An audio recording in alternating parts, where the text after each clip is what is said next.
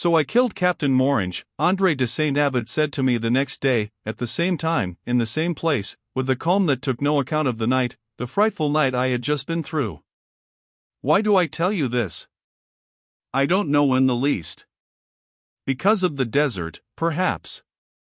Are you a man capable of enduring the weight of that confidence, and further, if necessary, of assuming the consequences it may bring? I don't know that, either.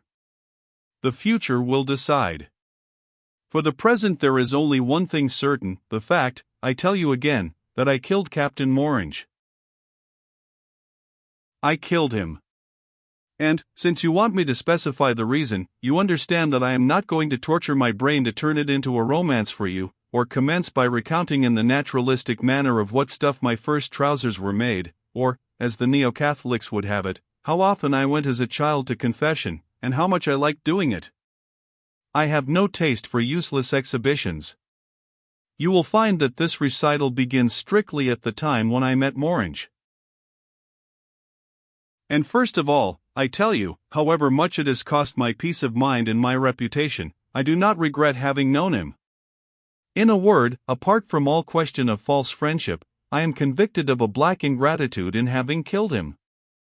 It is to him, it is to his knowledge of rock inscriptions, that I owe the only thing that has raised my life and interest above the miserable little lives dragged out by my companions at Oxon and elsewhere. This being understood, here are the facts.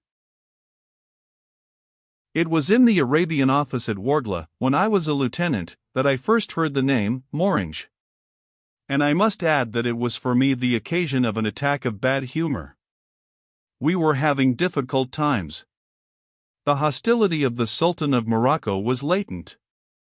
At Tut, where the assassination of Flatters and of Frescoli had already been concocted, connivance was being given to the plots of our enemies.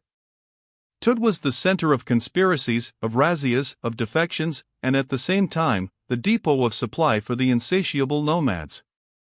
The governors of Algeria, Terman, Cambon, La Ferrière, demanded its occupation.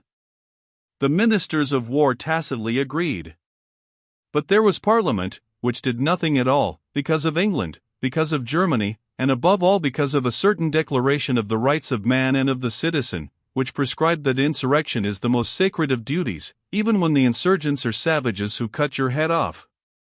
In short, the military authority could only, at its own discretion, increase the southern garrisons, and establish new posts, this one, Barisov, Hassi Elmia, Fort McMahon, Fort Lallemand, Fort Mirabel.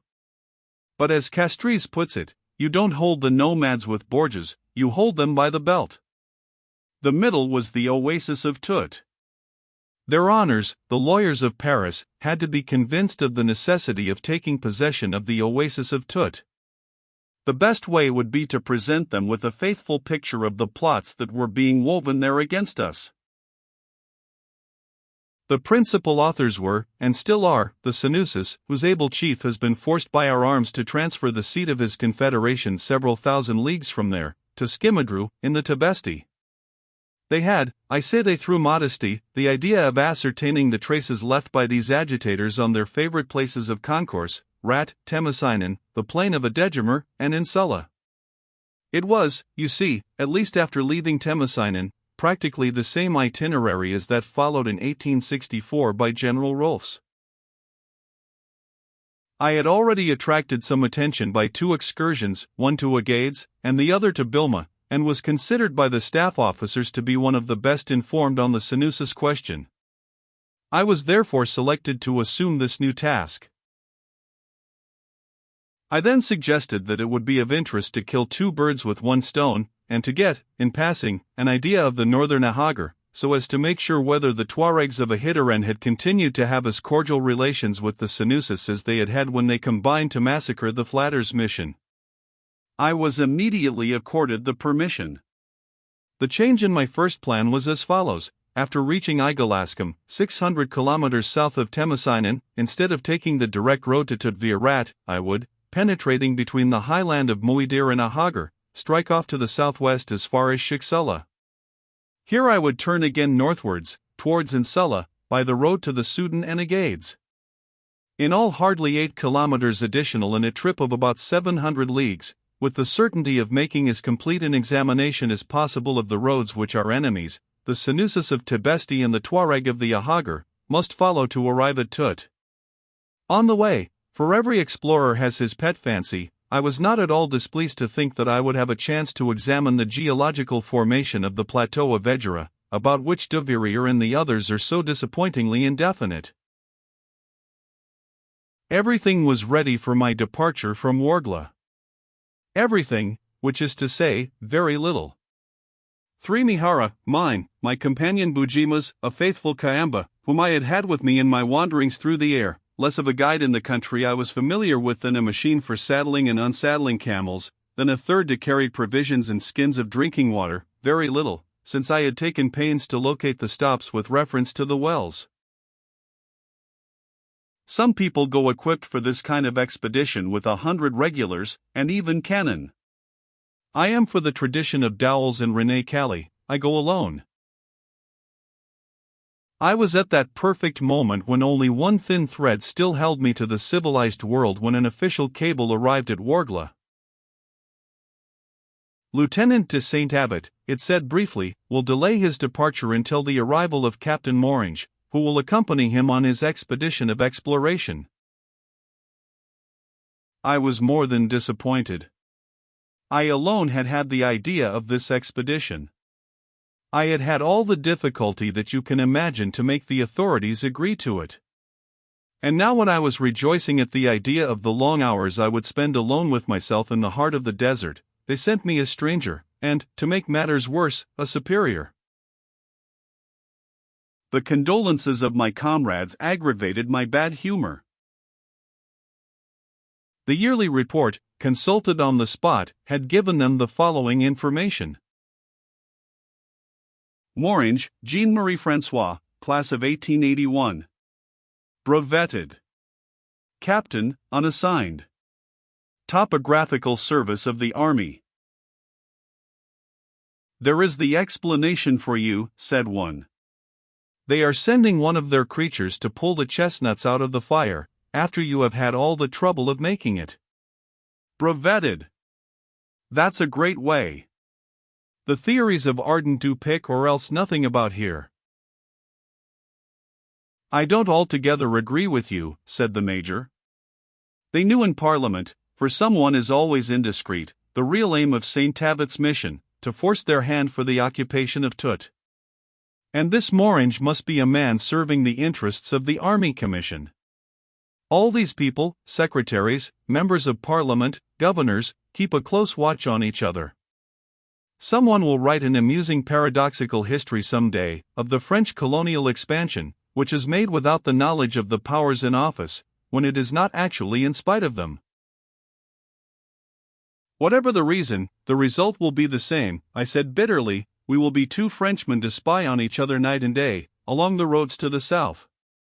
An amiable prospect when one has none too much time to foil all the tricks of the natives. When does he arrive? Day after tomorrow, probably. I have news of a convoy coming from Gardia. It is likely that he will avail himself of it. The indications are that he doesn't know very much about traveling alone. Captain Morange did arrive in fact 2 days later by means of the convoy from Gardia. I was the first person for whom he asked. When he came to my room, whither I had withdrawn in dignity as soon as the convoy was sighted, I was disagreeably surprised to foresee that I would have great difficulty in preserving my prejudice against him. He was tall, his face full and ruddy, with laughing blue eyes, a small black mustache, and hair that was already white. I have 1,000 apologies to make to you, my dear fellow, he said immediately, with a frankness that I have never seen in any other man. You must be furious with my importunity in upsetting your plans and delaying your departure. By no means, Captain, I replied coolly. You really have only yourself to blame. It is on account of your knowledge of the southern routes, so highly esteemed at Paris, that I wish to have you to initiate me when the Ministries of Instruction and of Commerce, and the Geographical Society combine to charge me with the mission which brings me here. These three honorable institutions have in fact entrusted me with the attempt to re-establish the ancient track of the caravans, which, from the 9th century, traffic between Tunis and the Sudan, by Tower, Wargla, Iasouk and the bend of the Burum, and to study the possibility of restoring this route to its ancient splendor. At the same time, at the Geographic Bureau, I heard of the journey that you are undertaking. From Wargla to Shiksula, our two itineraries are the same. Only I must admit to you that it is the first voyage of this kind that I have ever undertaken. I would not be afraid to hold forth for an hour on Arabian literature in the amphitheater of the School of Oriental Languages, but I know well enough that in the desert I should have to ask for directions whether to turn right or left. This is the only chance which could give me such an opportunity, and at the same time put me under obligation for this introduction to so charming a companion. You must not blame me if I seized it, if I used all my influence to retard your departure from Wargla until the instant when I could join you. I have only one more word to add to what I have said. I am entrusted with a mission which by its origin is rendered essentially civilian. You are sent out by the Ministry of War. Up to the moment when, arrived at Shiksula, we turn our backs on each other to attain, Utut, and I the Niger, all your recommendations, all your orders, will be followed by a subaltern, and, I hope, by a friend as well. All the time he was talking so openly I felt delightedly my worst recent fears melting away.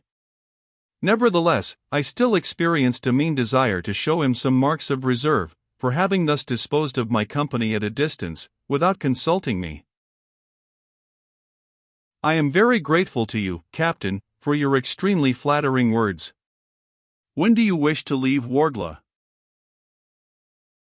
He made a gesture of complete detachment. Whenever you like. Tomorrow, this evening.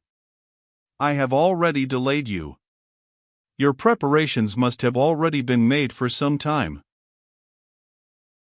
My little maneuver had turned against myself. I had not been counting on leaving before the next week. Tomorrow, Captain, but your luggage? He smiled delightfully. I thought it best to bring as little as possible. A light pack, some papers. My brave camel had no difficulty in bringing it along. For the rest I depend on your advice, and the resources of a Wargla. I was well caught.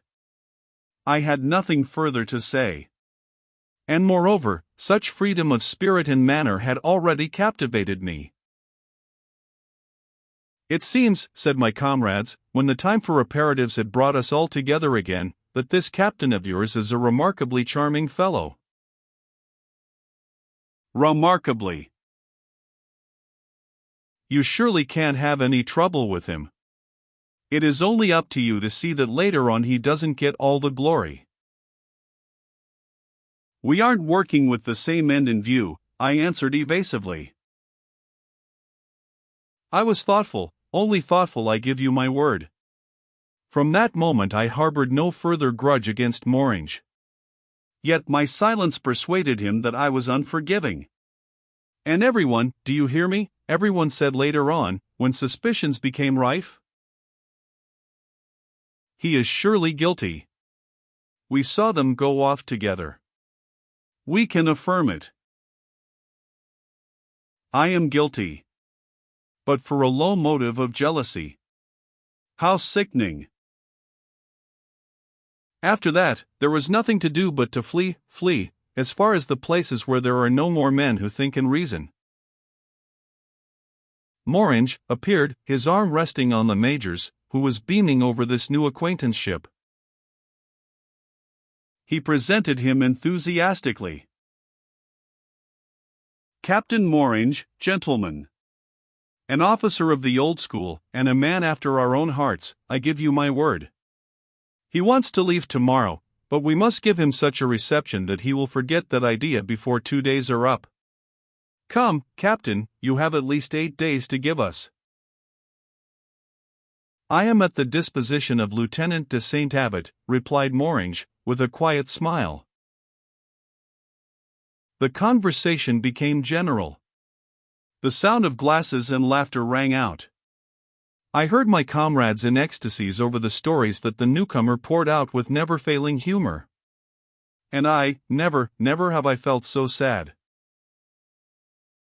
The time came to pass into the dining room. "At my right, Captain," cried the Major, more and more beaming. "And I hope you will keep on giving us these new lines on Paris.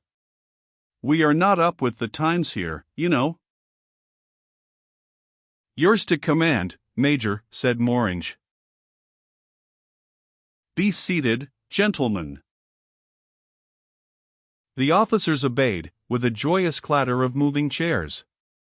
I had not taken my eyes off Morange, who was still standing. "Major, gentlemen, you will allow me," he said. And before sitting down at that table, where every moment he was the life of the party, in a low voice, with his eyes closed, Captain Morange recited the Benedicite.